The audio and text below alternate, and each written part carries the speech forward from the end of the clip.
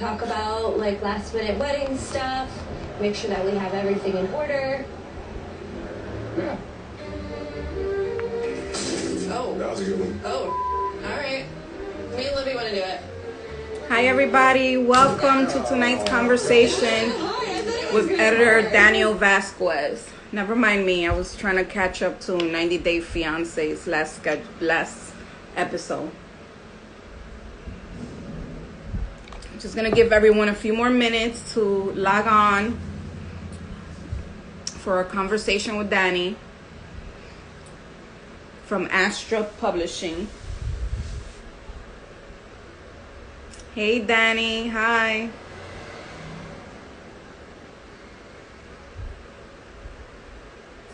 Danny, I'm gonna approve your request in a few minutes. Going to give folks some time to log on.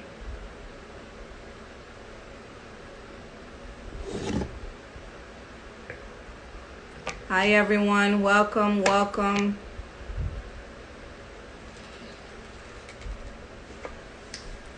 Welcome everybody. Who watches 90 Day Fiancé? Who's someone that I could DM to talk about this show? Oh my God.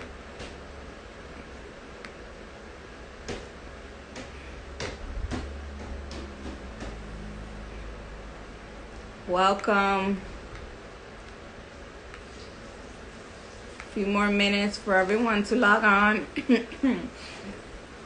Welcome everyone.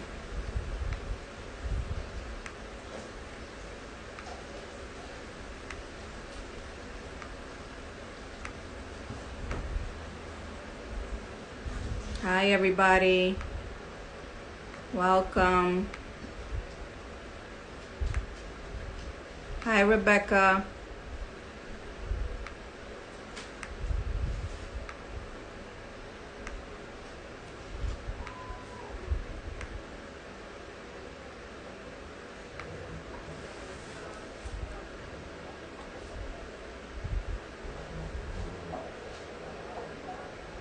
Brandon.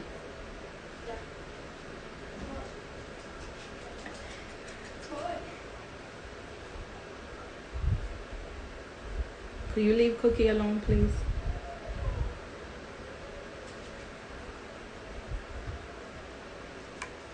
Welcome everybody.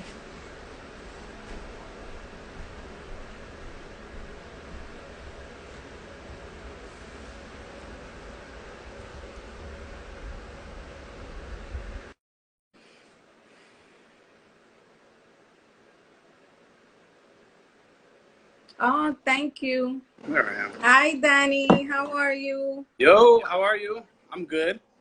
I'm good. Everybody put up your volume on the phone or wherever you're watching. If it's desktop, let's concentrate on this conversation. Tonight we have Daniel Vazquez. And Daniel, you are an editor, associate editor, is it? Correct. At Astra Publishing. Mm-hmm. Astra House is the imprint. Astra Publishing House is the wider company. Okay. So talk to us about what is Astra House Publishing and what exactly is your role? What do you do at Astra House Publishing as an editor?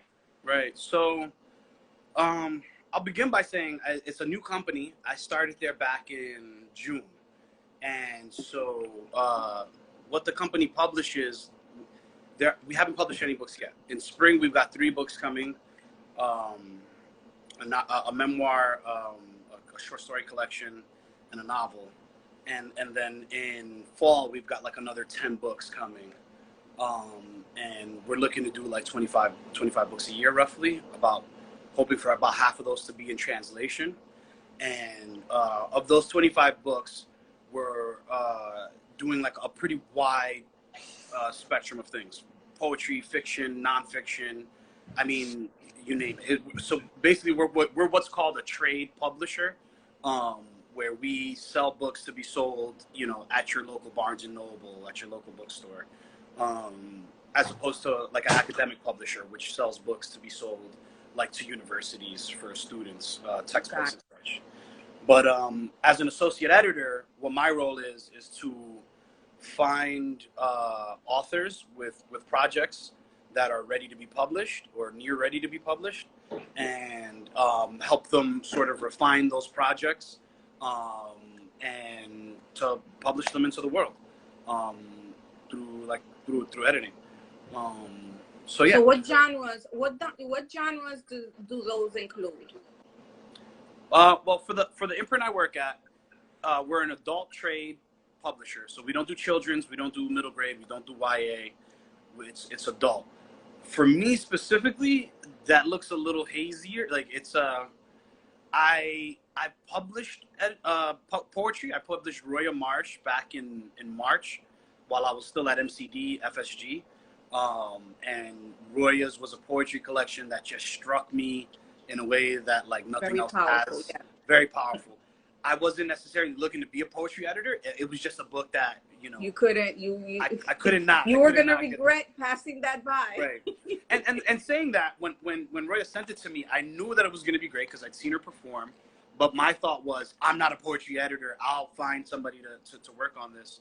But I mean, sometimes a thing just comes in ready. You know what I mean? And right. So, you know, most of my input in that book was like, oh, maybe we put this poem before this one. Maybe this letter here, you know what I mean? Very light. It was what you call a light edit. But saying that, I didn't really come into this industry thinking I'd be a poetry editor. I was looking to be more of a, like in my mind, when I first decided I wanted to be an editor, I was like, I wanted to do nonfiction, like serious nonfiction. And that kind of was it. Cause I thought you could only do one thing. But I've had the good fortune of being able to do a pretty wide, I do pretty much the whole, everything you might find in the adult section of the bookstore, except for certain things that outside of my taste. And my taste is kind of hard to, you know, define in a really quick way. It must really pique your interest for you to say, I'm going to publish this. Yeah, for sure. Right. And the thing is, you know, I get a lot of stuff. So my job is basically, a lot of the stuff that I read is coming from agents who are like the first person in touch with an author usually on a project. It's basically the agent is the first vote of confidence. It's the first person that says, this can be published into the world, you know, and you pay them like a little 15% of what the book is, the book advance. Do you accept unagented manuscripts? Yeah, I mean, as a person, I read whatever it comes my way. So should I say here that people should just email you? No, they should not. I accept unsolicited manuscripts, but you should not just email me. My inbox is, you know, my job is not just sitting in a room editing all day. I got 1,000,001 other things, and it's a new company, so there's a lot of work that goes into like making a thing work, you know. And so I mean, I'm busy, and so like I have an inbox that I need to, like, that's my job, you know, like I have to respond to things like everybody. Email is just a part of everybody's job. So I can't have my email become that, you know. Yeah. That said, then you'll be forever sitting in front of your desk. Just organizing, you know, is this a submission? Is this something I need to answer? I can't spend, look at this guy, JP, I see you trying to. It's a scam, everybody. That is not Danny's email. Do not use that, okay? But yeah, email that. No, but you know, but that said, I there's nothing that I'm not gonna not. We published Roya. She didn't have an agent at the time, and there's not anything that I'm not gonna read if it interests me, if it comes my way. So you know, send your unsolicited manuscript into an editor's inbox at your own peril, because for one, it might hurt your feelings what they have to say, and two, it might hurt your feelings that they don't get back to you. But those are two very likely things that'll happen. You know? At your own risk. At your own for risk. Everyone who is joining this conversation tonight, we're having a conversation with Associate Editor Daniel Vazquez from Astra House Publishing. If you have questions, do not leave them in your comment section because they will get lost. Please use the question mark icon at the bottom of your screen, and we're going to take some time at the end of the conversation to answer these questions. But in the meantime, I am going to be asking Danny all the questions that I know that writers are asking themselves or should be asking themselves when it comes to working with an editor at a publishing house. So my next question was going to be, you are a Dominican editor. You are under the Latino umbrella. Recently, you know, back in February, we had the Dignidad Literaria movement. That was, you know, it was a movement that came about because of the publishing of American Dirt, which was, I can't believe we're still talking about this goddamn book, but it is a clear example of having our stories co-opted by, you know, a white person and given $1 million deal, even though it was a badly written story. But there's a conversation always about who should be writing our stories, and why is that person who is not Latino, who hasn't lived our experience, getting the big bucks, right? So I know that one of the things that we're trying to change is the fact that publishing is so white. 76% of the staff in the publishing industry are white. And, you know, given by our conversation that you and I had last week, you also mentioned the majority of them are women, right? So white women are the ones controlling the publishing industry. Well, I'd hesitate. In a way. When we talk about control, it's important that you talk about who makes decisions, you know? And right. So, and if you talk about control, you're talking, it's a white male dominated industry, because the executive ranks, okay, like all industries in America, are like dominated by white men. And so, yeah, just, you know, I don't want to say, I didn't say that. The people putting in the money into the publishing industry will be the men, right? We're going to say are the men. Yeah. And most of the staff in the publishing are white women. Right? Yeah, I mean, roughly. In editorial, for sure. I think in publicity and marketing, that holds true, too. I haven't looked at figures like the Lee & Low survey. Lee & Low is a publisher that puts out a diversity survey every year, and I haven't really looked at those numbers in a while. Somebody made a comment here that's not even counting the agents. Agents, Donovan, what's up? That's a good point. That's not, Lee & Low needs to make a survey on the agents as well. Yeah. Yeah, because the agents are the ones responsible for getting these stories to you, right? And if they're not advocating for you, which is a conversation that we had last week with Carolyn from Flatiron, that it is very important for you to align yourself with an agent who believes in your story. Because if they don't believe in it, they're not going to go to bat for you. You know, you and I had the conversation last week that you went for bat for Roya. Yeah, constantly. Right? I mean, that there was just things with the book cover, you know, convincing the talking about marketing and promotion and what that cover is going to look like. It needs to be something that appeals, that the writer is happy with, but the publisher also needs to understand where the writer is coming from, right? Yeah. And they need to meet halfway. Yeah. Yeah. And also, you know, her powerful words that it might go over the heads of these white executives. Yeah. I mean, a few things, because I feel like there are a couple of questions in there, but I'll start with the last thing first, which is because I want to take any opportunity I can to talk about Roya. That book came out in March at the top of the pandemic, and it's, I think, been doing well, but it could be doing better if more people were paying attention. If people paid attention and we're really about, you know, the politics of representation, I'll also say, are not necessarily at the top of my list of priorities. But if people were about the type of representation they talked about, they'd go out and find these voices, because Roya's been out there. You know, you might have not been able to access her on the page, but she's out there and accessible. Now she's out there on the page, and like, we really got to put I don't want to say we got to put our money where our mouth is, because capitalism is not what's going to save any of us. But support Black art from Black artists, you know, and don't just demand that don't just demand that it gets like corporate approval. Go looking for it where it exists, you know. Right. We can't just demand for our stories to get published and not support them. Yeah, right? Exactly. If our stories are getting published, go buy the book. Yeah. But also, you know, I was at FSG, which is a part of Macmillan. One of the big five. It was a huge machine. It was like really meaningful to me to be able to do that work there, you know, and to be able to bring Roya into there, and that felt really good. But there are lots of people being published at like chapbook publishers. My man JP just put out It's right here. On the tip of your mother's tongue. You know what I mean? It's a chapbook. It's very short, but there are chapbook publishers like 30 West that do different, have a different model than what the big corporate model is. And I think every day about this interview I heard Ishmael Reed give at the Asian American Writers Conference, where he was like, yeah, you know, book publishing in New York is like, he said everything just shy of like it's corrupt, you know, like there's no real scene in New York. And I had to say, Mafe, what's up? See you. I had to say, like, I understand what he's saying. There's a whole different model of publishing that exists in other places. Here in New York, it's the jobs and the like the social capital it comes from like the Big Five, and anything outside of the Big Five isn't really given the proper respect.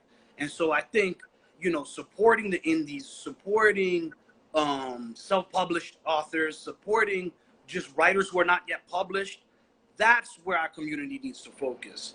Trying to get executives to do things for us is a losing game. It's a losing game. The minute you find yourself needing something from an executive, you already fucked up. You know what I mean? And I don't say that to discourage people, because we should be examining all avenues to get our voices heard. But at the end of the day, right, we bring our work to corporate publishing. Corporate publishing makes more money. Corporate publishing continues to disappoint us. So how responsible are we for the expectation that we put into the thing? You know what I mean? Why do we expect to be represented in a system that is fundamentally exploitative? You know what I mean? And what do you think comes with representation, if not more exploitation? This is why Beyonce doesn't care about awards. Well, it's she also, don't go to award shows. Yeah, but it's She's also like, I don't need your approval. I'm gonna make yeah. my own, you know, my own way. Yeah. I mean, facts. Yeah, but also we got to be careful to not become, you know, the thing that's held us back for so long. The minute that we get some power, and that's the thing that I think about a lot. What is that? What's that thing that holds us back? Well, it's I mean, capitalism, like the capitalism, racial capitalism, as described by Cedric Robinson. Like, I'm the worst person to try to explain Cedric Robinson to anybody, but he's a writer who I've been trying to wrap my head around, whose ideas I've been trying to wrap my head around for a long time. But the base, for me, what I understand is that racism and capitalism are intertwined. You can't really have capitalism and not have racism. They're so intimately interconnected that the way that race is expressed and the way that people are exploited and oppressed is just like the way that capitalism, you know, grinds its gears. Right. You know what I mean? But yeah, I feel like there's a series of questions that I'm missing, you know, that I haven't answered. What was the first question you had asked? First one, you know, is when I mentioned the Dignidad Literaria movement and publishing being so white. You were on one of our panels about gatekeeping, right? Let's talk about that. Let's talk about the gatekeepers in the industry.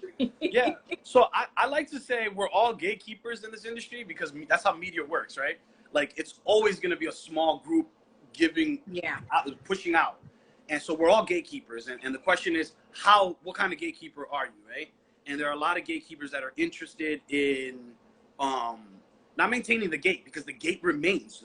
That's what media is. You know what I'm saying? Like, you're never going to have like a representative sample in media. You know what I mean?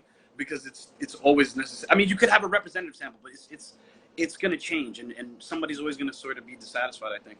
But the point is, you know, I know Roberto, and I saw that sort of movement develop, and, you know, I've been a part of things like Latinx in publishing, PLC in publishing, and I think at some point I got really disenchanted with the idea of chasing representation.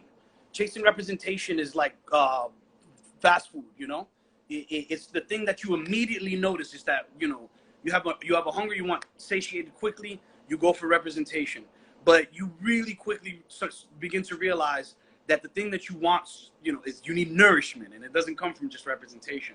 And if you're not focused on things like, again, like exploitation, like, let's talk about how do you get representation? You get more Black and brown people in those jobs. Cool. You start to find that it's a really exploitative industry, right? And then capitalism is exploitative. There's very wealthy, super wealthy people, at the very top of all these things. And all the decisions that are made in these companies are designed to make them the most money possible.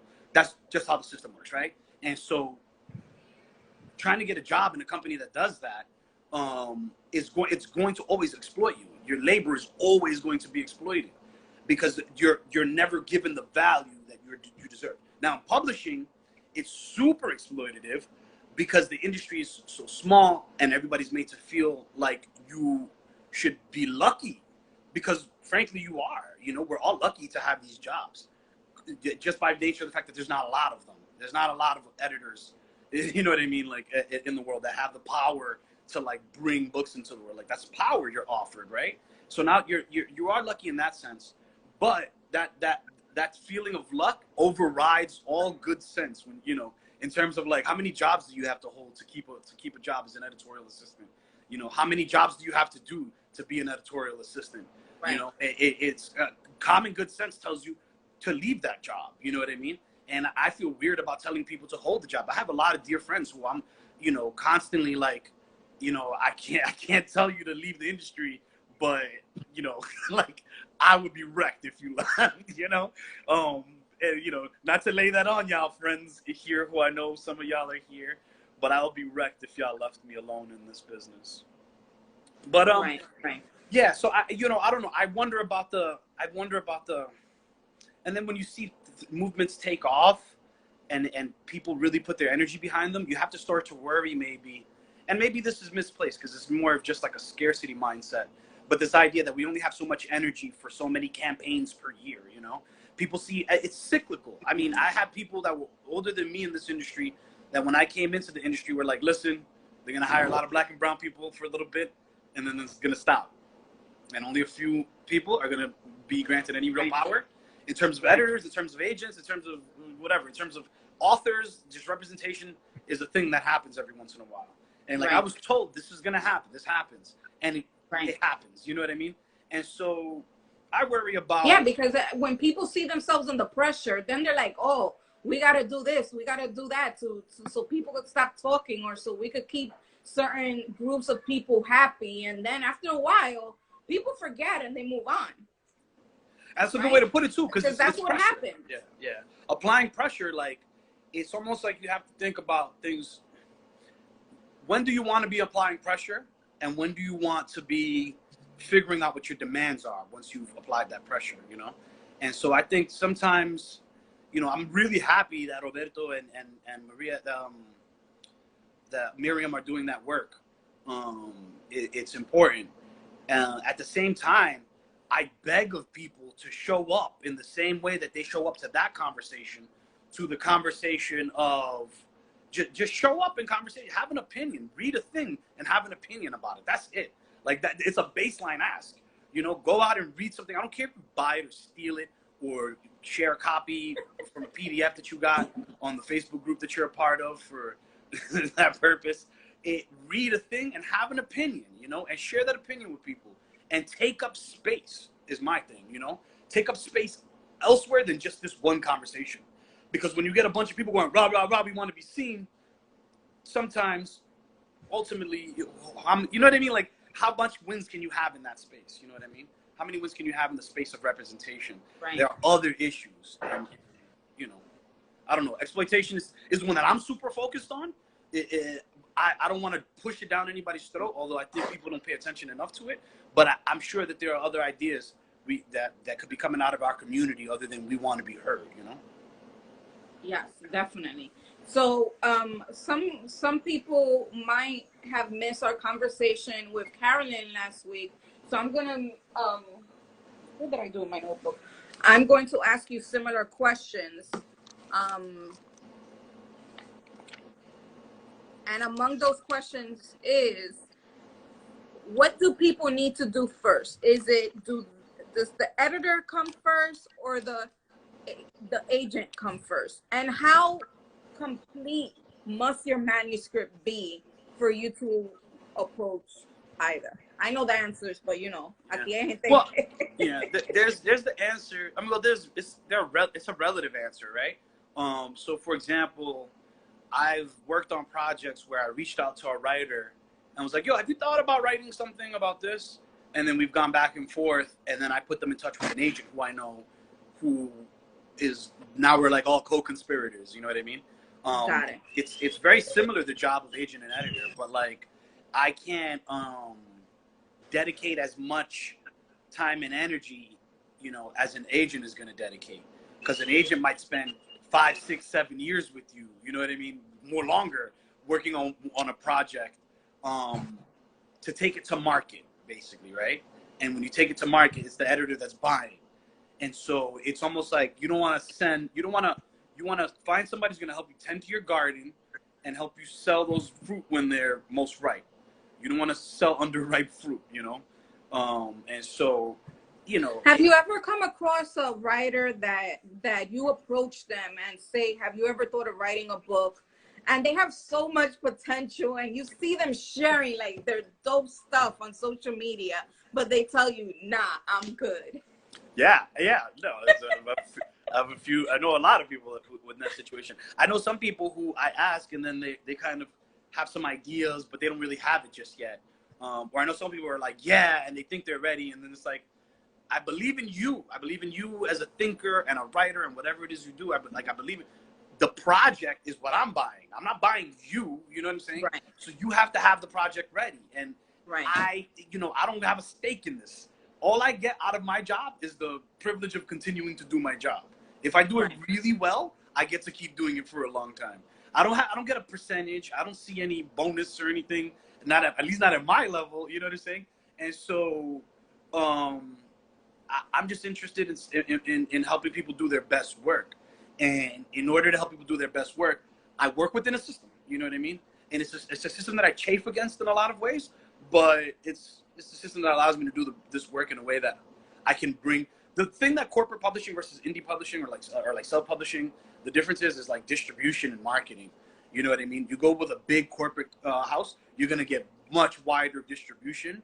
You know, you're being sold into more markets, and you're going to get professional marketing, you know, which includes you have an entire team working with you. Yeah, exactly. And so yeah, I forgot even what question I was answering, Angie. So we have questions in the comment sections, everybody. Yeah. Please don't drop your questions in the comments, because as people come in, they're going to get lost. Use the question mark icon at the bottom of your screen, and we will take some time for Danny to answer those questions for you. So Danny, we were talking about, I think my question was about whether what comes first, the agent or the editor? Yeah, it's a literary agent. You need to finish that body of work, right? You need to finish that manuscript. Now, I know that some people. Well, let me say one quick caveat to that. With nonfiction, you're typically selling a proposal, right? Which is this is the book I intend to do. That, yes. And with fiction, you're selling a completed thing typically. Right. But yeah, typically it's first the agent. They help you get it to that shape, and then it comes to the editor. So some writers have an understanding that in order for them to get an agent, let's say for a fictional body of work, that they need to have the illustrations together, that the work should have been edited, that it needs to be as polished as possible. So if it's, for example, a graphic novel or a picture book of some kind, does the writer need to include the illustrations that they want for this book when they when they query an agent? Yeah. Well, I'll say this. I know agents all have their different what they want to see in order to consider work. I can't really speak too much to it, you know what I mean? Because they all. Well, we're gonna have an agent in October. Yeah. Just in case. Yeah. That's that will really get into that. That will really delve into that question. But when it comes to you don't need to receive illustrations or anything of the sort, because the marketing team of the publisher takes care of this. Well, so we should talk about like interiors and covers. So covers, for example, are typically it's a marketing tool. You know what I mean? And there's an art director, there's a person whose job is to create covers. They're gonna get you the best cover possible. in terms of if you're doing like a graphic novel, which I've never done myself, but if you're doing something with illustrations in it, it's my understanding that like you don't need the full thing illustrated because illustration is labor intensive, right? It's an interesting thing, the types of labor that are valued, but it's, you know, illustration's obviously super labor intensive, and so typically you'll have. I don't want to speak too much about how like illustrated books are published because I've like literally never done that. But so you need to hook me up with the art director at your publishing house so I could interview him. Yeah, I could. Yo, the art director who did, I would love that. Who did Roya's book is Na Kim. She's brilliant. She's in magazines. You know, you don't see her name as much, but you see her all the time. Do you have her book nearby? I don't have it nearby. Oh, yeah. Hold on. I'll be right back. Everyone, a reminder to use the question mark icon at the bottom of your screen to make questions. Yes, that's phenomenal. Daylight. And as soon as I saw that book cover, it resembles it's. I knew it was Roya. You understand? Like it spoke to me as something that she would use because I've known her for so many years. I know the type of poet she is, the type of performer, and I don't know. It's very impactful. Yeah, it's. I mean, it took a lot of passes to get to it. Na put together like 4 beautiful covers, and me and Roy went back and forth a lot. Like, yo, is this right? Is this right? I kept trying to convince her, like, yo, this is beautiful because that's the person you know what I mean? They were beautiful covers, and Na does amazing work. But for Roya, it was like, it's not just right. It's not just right. It's not just right. Right. You guys worked as a team to bring about it was 100% big teamwork. I should also say ultimate. So we ended up landing on, this is an artist named Deborah Roberts. You can find her on IG too. She does beautiful collage work like this. And so sometimes, you know, as a part of that process in figuring out the right cover for this, Na hand drew some beautiful stuff. She drew by hand some stuff. She mocked some other stuff up. You know, she knows all the tools, an artist's tools. But she designed things a couple of different ways. This ended up being something that basically, this is a Deborah Roberts piece, and we commissioned it from her for the use of this book, basically. So as an editor, you were in there, you know, working it out with the art director and with Roya to get this book cover done. It wasn't just between Roya and the art director. But also the art director and publicity and our publisher. You know, every decision that's made on a book requires rounds of like approvals, you know. So is that common for an editor to get involved with the art, with the direction of the art? I think it is, but it depends on the book. It depends on, it depends, you know what I mean? I know a lot of editors who like will go to bat for the right cover, you know? Because I would assume that once you do your editing part, that's it. It moves on to the next step. Art, work with the art team, and then from there it moves on to the next step. I mean, I imagine. But I mean, I guess because you were so passionate about Roya's project, you made sure that you were with there throughout every single step of the way, which is wonderful. Wouldn't we all want that? Yeah, I mean, I can't imagine doing it any other way, though, right? Like, I really give a shit about these books. Like, why would you spend so much time with these? That's just you because you felt that passionate about the project. Yeah. But that's not something that we as writers should expect. I mean, no, I wouldn't agree with that. I would say that it's often not been the case for a lot of writers, but you should absolutely expect and demand that of anybody you work with, regardless of what you do, but especially in this industry, because you'll be convinced, because gaslighting is a thing, because white supremacy is a thing, you'll be convinced that what you're getting is what you deserve. There are boundaries that are just can't be crossed. You know what I'm saying? Like, this is how the business works. This is how this thing done. Is this how this is done? You can't always change the rules, you know?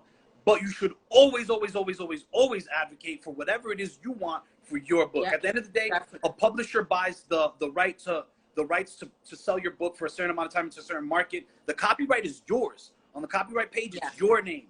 You're the one that has to go to sleep with that book at night. You know what I mean? Like, knowing that book is like recorded into the annals. So you better be happy with it. Right. At the end of the day, it is a business, and certain decisions have to be made at certain stages, and you have to also be able to, you know.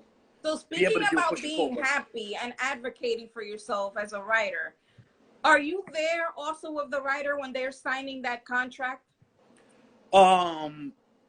No, the agent. So the not really. I'm not really there when they're signing the contract.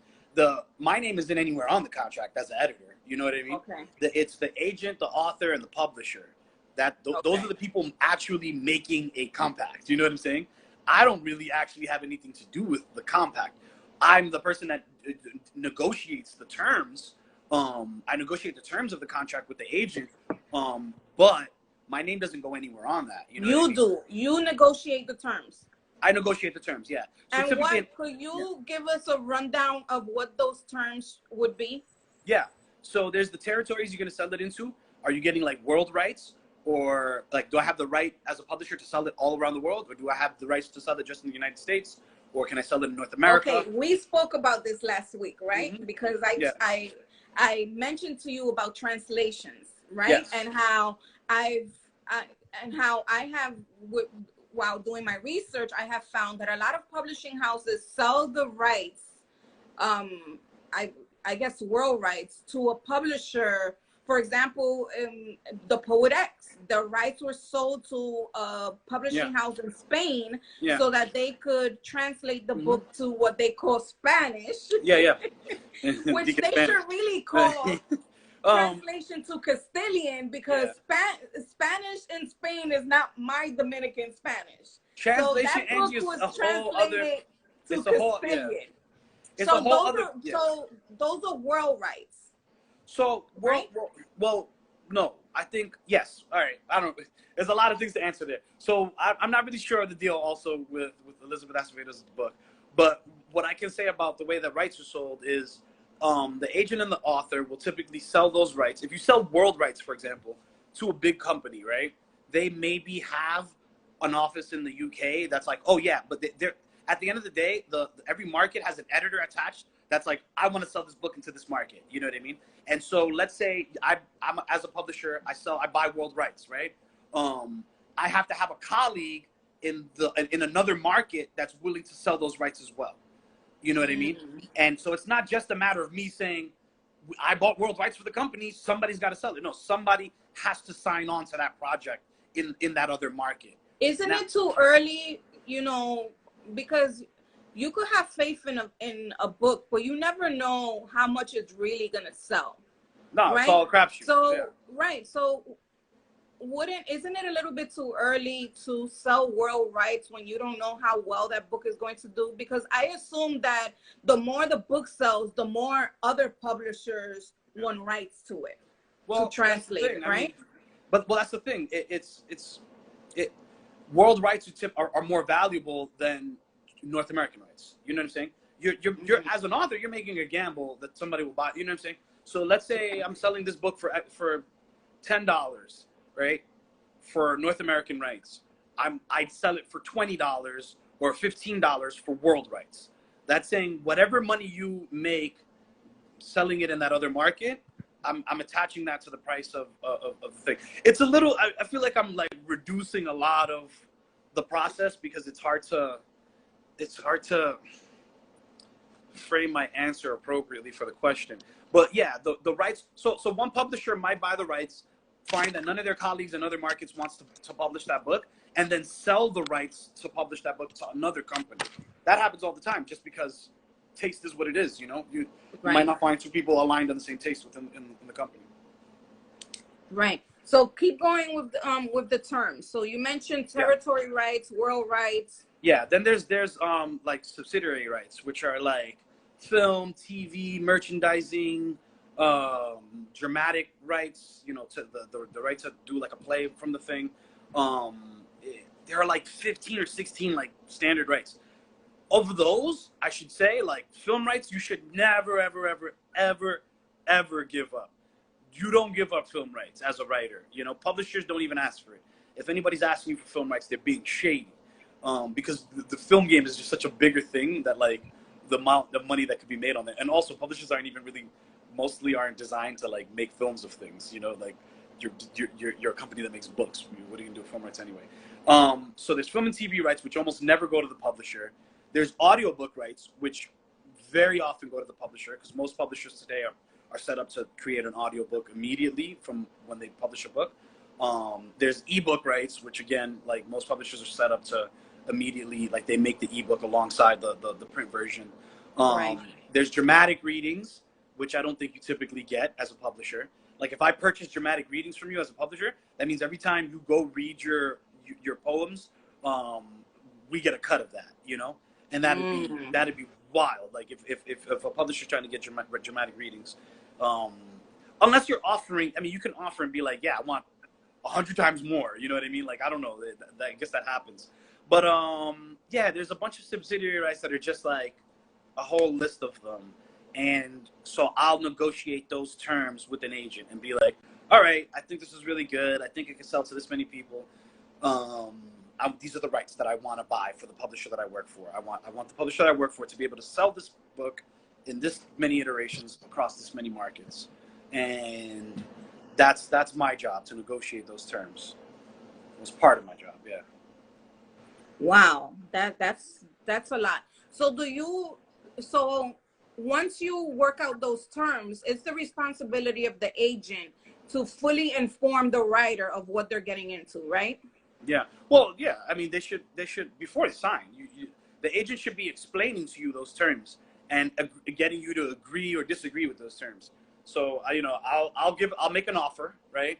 And then the agent will go to the author and say, look, this is what they're offering. And then a good agent's going to be able to tell you whether it's a good deal or not, right? Because they know what deals have been like in the past. And right. A good agent is going to, demand the most for you.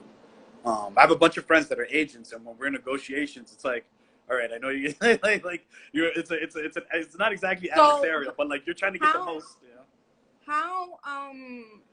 How likely is it for you to give a writer a 2 or 3 book deal, like a writer that's first time being published? How likely? I don't know. I can't give like a percentage, but I mean it happens like, pretty does that regularly. What is the common deal that is given to an unknown writer that is the first time that they're being published? It depends on what they're offering. If you have 2 books to sell, you know what I mean? Like a common situation is a debut author will sell a story collection alongside a novel for a whole lot of money. And so that would be within the same contract? That might be in the same contract. It might. Okay. So, but then also, so when you're signing that contract, that's the point. That's the time that you got to say, wait, I got 2 more books I'm working on, or 3 more that I might be able to flesh out within the next 4 years. And then, the writer mentions that, and the publisher looks at them and say, okay, we see the potential in this. Yeah. I mean, that's typically how it goes. I mean, if you have 2 books to sell, then you go to market with 2 books. You may or may not sell them both. But yeah, the way to think of it, I think the orienting word here is market. You know what I mean? Like there's value being determined, and then it's being sold, packaged however you want. You know what I mean? And then so if you're big, if you had enough success with your first book, you might sell your next 2 books unwritten. That happens sometimes, where it's like, or you holy shit, this person just won every prize in the world and made us $100 million. So we're gonna give them a bunch of money to invest in their future over their next 2 books. Felipe, yo, what's up? I'm just now noticing I can see people entering down here, but I'm gonna keep this lower so I'm not distracted. That you can see what? That I can extend this little section here, but now I can't. Oh yeah, you can. All right. So did you finish going over the terms? No, there are more, but those are the main ones. There are like, a bunch of them. I think so. Yeah, there's that. There's territories. There's subsidiary rights. Then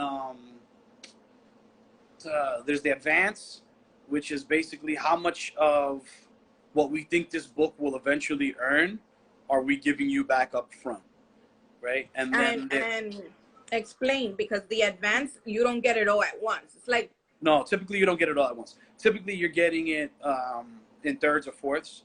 You get it on signing. The minute you sign the contract, there's not the minute, because it's not like somebody's going to leave you a briefcase of money. it has to go through like a you know what invoicing is like, you know. Are we paying taxes on these advances? Man, I don't know how that works. I've never cashed an advance check. You know what I mean? Like, I don't make. I want to ask somebody how much taxes they're paying on the advances. Yeah. That's the question for. That's the question for an author, Angie. I don't. If I get a $50,000 advance and $25K of that is gone. Right. Well, you know, 15 for sure to the agent if you have one. But so you get the on signing typically, and then you get the on delivery, which means for a work of fiction, I get it in.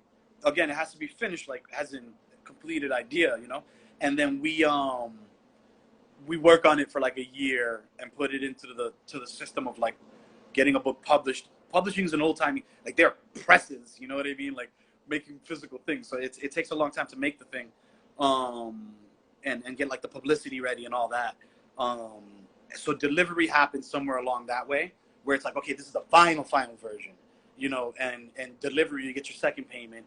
And then there's on publication, the day that it publishes, you get a bit of that money. And then typically a year later, if it's a hardcover, a year later upon the paperback publication, because you typically publish a book hardcover and then paperback a year later. So you also get paid when the paperback comes out. Yeah, but it's, I mean, you know how much money you're getting up front, but right. And depending on how much, it might only be 3 payments. You know, it all kind of depends on what the publisher's pockets are looking like at the moment or whatever, you know. Right. But so one question I have is, how much research does the publisher do on the writer? What if you find like some real scandalous information on this writer? Oh, I mean, well, like, I'm not. Do you guys do research? You know, how active do you need them to be in social media? You know, how much of a persona do they need to have on socials? So there's no real hard answer to that.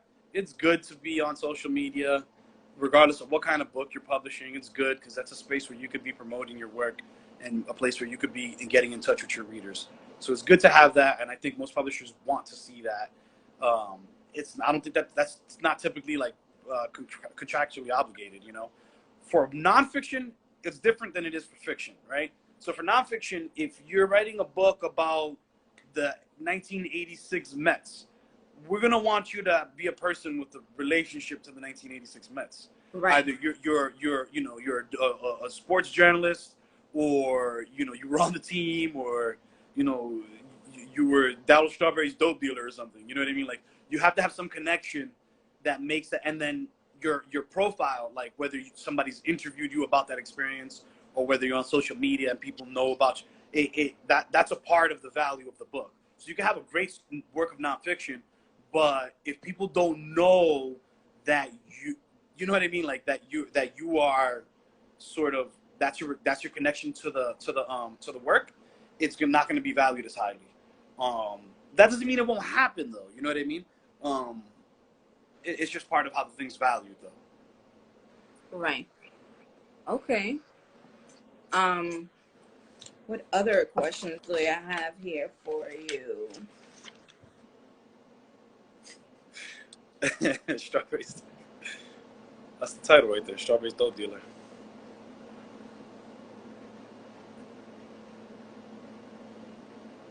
What's one reason you turn away books? Or a couple of reasons. Share with us your reasons. Many reasons. Number one is always going to be it's poorly written. Like, I love a poorly written book because it's easy to reject. You know? But there's so many bold writers out there who feel that they don't need to work on their craft. They don't need anyone to look over their work. They just started writing 3 months ago, and this is powerful. I'm going to query an author of, query a literary agent. This needs to be published because it's wonderful. You know how many writers I've seen more like power that? to those people. Honestly, Angie, more power to those people. Like, go ahead. You know what I mean? I want their confidence sometimes. Yeah, I could, I don't know. People have a lot of ideas about what they are owed or what they deserve. I'm not in the business of giving people what they're owed or deserve. I'm in the business of doing like good work with people and trying to get them, you know, yeah, I am in the business of trying to get people what they deserve, I guess. But like, I don't know. I work on what I'm interested in, what I think is good, you know. And so, you know, like JP, when he was, you know, an emerging writer, he was like sending his stuff to the New Yorker. yeah, I mean, and he should be. I worry about what JP's early work looked like. But JP's a brilliant writer, and he should. I'm gonna say it right here, right now. Get JP in the New Yorker tomorrow. So, what does a poorly written manuscript look like, Danny? Oh man, I don't know. You know what bad writing looks like. I do, but I want you as a professional Yeah. associate editor at Astra House Publishing to explain to our audience of writers So there's what is degrees. the poorly written. All right. So there's degrees for me, right? What bad writing looks like. I mean, there's like really like it very rarely does something really bad find its way into my inbox. So what really bad writing, I feel like it's not even worth describing in this instance, because that's not really something I'm talking about. But, and to be honest with you, I don't really receive really bad submissions from agents. Right, because what you get is via agents. Yeah, and the agents that I work with, pretty much all of them, they have pretty good taste, even if it doesn't align with mine. You know what I'm saying? But right, yeah, like Daniel said, bad writing definitely does get published. Not by me, you know what I mean? I can't be responsible for those people, you know what I'm saying? Like, I don't know what's going through their heads. I don't know how they maintain careers. I don't even want to talk about them. You know, before long, you throw a rock and you hit somebody who's got bad taste. You know what I'm saying? Like, that's bad taste is common.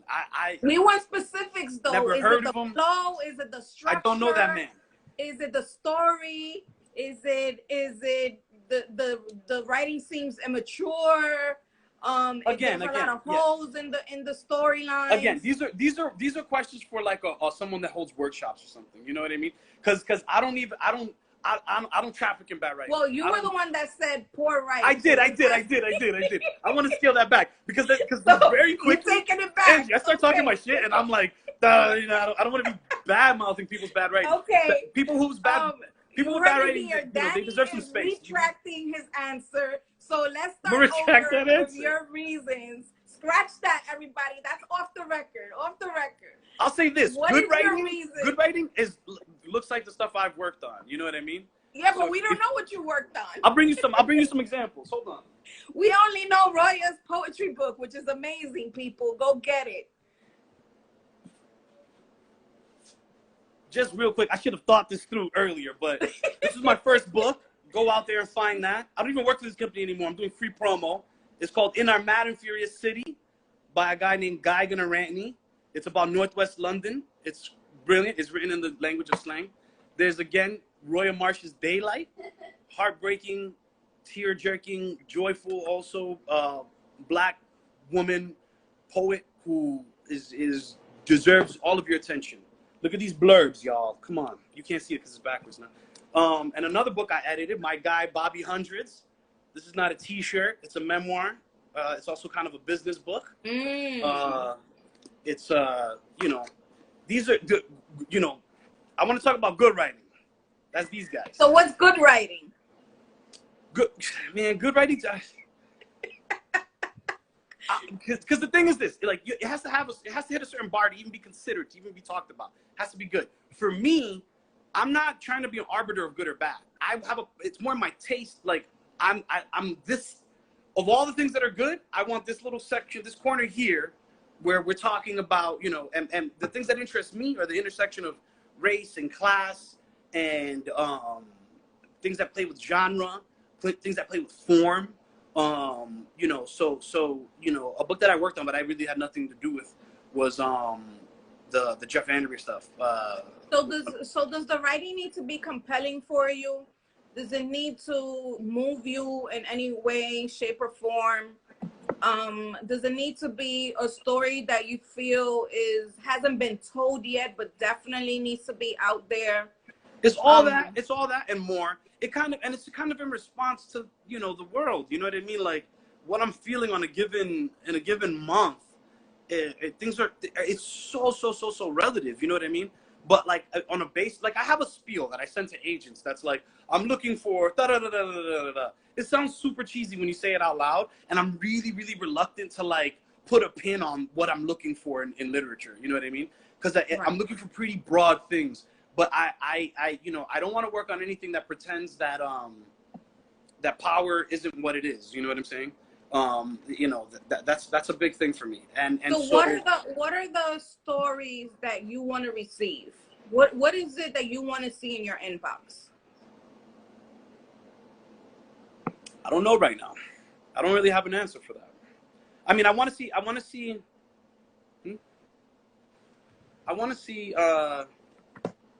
fiction exploring the nuances of class and race as expressed in urban city centers. You know, I want to see fiction that plays with genre. So I'm thinking of like Victor Laval is one of my favorite writers, who uses fable in a way where it's like everything's very modern, but it's hitting all the beats of fable writing. You know, I want to see nonfiction from people with really particular experiences in their subject. You know, I want to see. I don't know. You know, I really, Angie, try to avoid putting too fine a point on what I want to see, because to be honest, there's no dearth. I see a lot of stuff. You know what I'm saying? Like for me, it's not I need to see more. You know, that's less the question. The question for me is the other end. I'm publishing books. I'm putting books out to the world. What I need help with is getting people to those books. You know what I mean? I don't need any sort of help receiving the stuff. It's a complicated sort of heuristic that it changes depending on the time of year. Like right now, I'm kind of tired of anti-racism. You know what I mean? But it's something that I obviously care about. And so where my mind has been taking me is like, again, like I mentioned earlier, I'm trying to get a better grasp of Cedric Robinson, and so how capitalism and racism are so, you know, intimately married to each other. Things that explore that I'm interested in. But you know, that's really putting too fine a point on it, you know, because there are things outside of that that'll interest me. Let me interrupt you, because this hour is about to end. And can you join us for another so we could finish the conversation? Yeah, for sure. Okay, so everyone, we're going to end this live, and I'm going to restart a new one. So join us on the new one so that we could ask Danny all the questions that you have and finish this very important conversation. I also wrote down the questions that you guys left in the question mark icon. Okay. So see you in a few seconds.